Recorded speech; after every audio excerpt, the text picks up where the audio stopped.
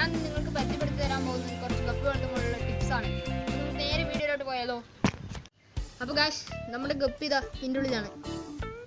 നിങ്ങൾക്ക് കാണാൻ പറ്റണമെന്നറിയില്ല. ഇതാ ഗപ്പിൻ്റെ കുട്ടികൾ ഓടിക്കളിക്കുന്നുണ്ട്. ഞാൻ കാണിച്ചു തരാം.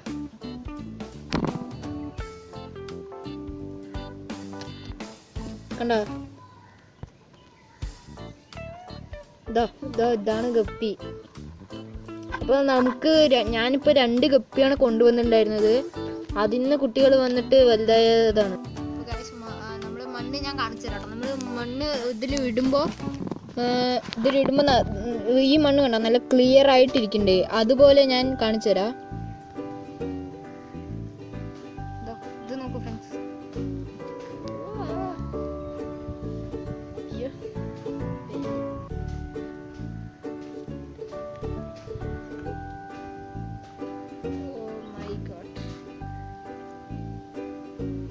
ഇത് ഇങ്ങനെ ഇട്ട കലങ്ങളില്ല.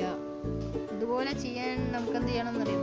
നമ്മൾ മണ്ണെടുത്തിട്ട് ഒരു പാത്രത്തിൽ ഇട്ടിട്ട് നന്നായി ഒന്ന് കഴുകിയാൽ മതി. അപ്പോൾ അതൊന്ന് പോയി കിട്ടും.